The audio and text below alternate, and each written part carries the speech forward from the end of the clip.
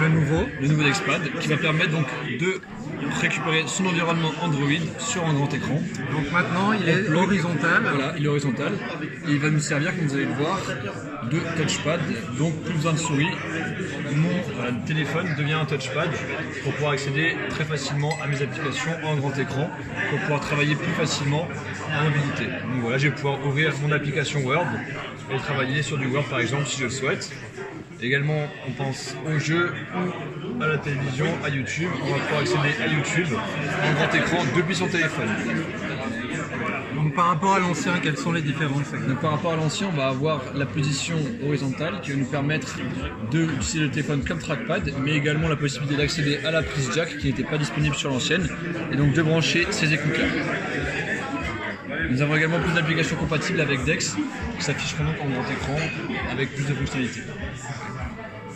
Et il recharge aussi le smartphone. Il recharge le smartphone bien sûr. Et le prix par rapport à l'ancien? Donc le prix, il démarre à 99 € au TTC et l'ancien est à 149 € au lancement. D'accord. Et on peut lui ajouter un clavier et une souris? C'est ça, en Bluetooth ou en USB en fonction de ce qu'on a.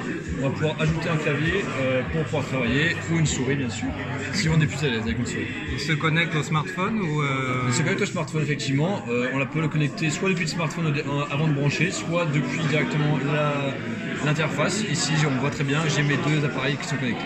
Okay. Et au niveau des applications, est-ce qu'il y a plus d'applications compatibles qu'avant le premier DexPad? Maintenant on va avoir par exemple Molotov qui va pouvoir être compatible également.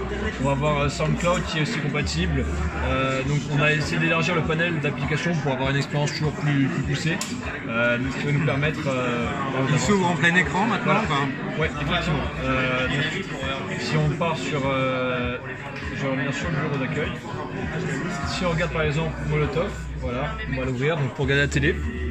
On va avoir toutes les chaînes disponibles en grand écran. Voilà, par exemple France 3. Je vais sur mon live et j'ai ma télévision. Et au niveau des jeux, il y a aussi des jeux qui s'affichent en plein écran? Il y a effectivement des jeux qui sont disponibles. Donc par exemple Hearthstone, je vais pouvoir lancer en grand écran et profiter du jeu en grand écran. D'accord. Donc là, si on lance un jeu comme ça, on joue avec quoi? Le clavier, la souris, le trackpad? Ça, c'est peu importe, c'est en fonction du jeu, en fonction de la manière dont vous estimez que c'est confortable de jouer, vous allez pouvoir choisir votre moyen préféré pour jouer. On peut adjoindre une manette en Bluetooth ou pas? Vous pouvez avoir une manette en Bluetooth ou en USB en fonction de ce que vous avez. D'accord.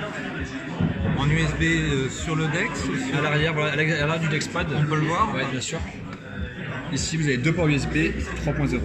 Deux ports USB 3.0 plus une prise casque, c'est ça? Plus une prise casque disponible sur votre téléphone, par contre, celle-ci. Ah, c'est sur la prise casque est sur le téléphone. D'accord. Voilà. Et si vous n'avez pas de casque, vous pouvez mettre le son depuis votre téléphone. Ok.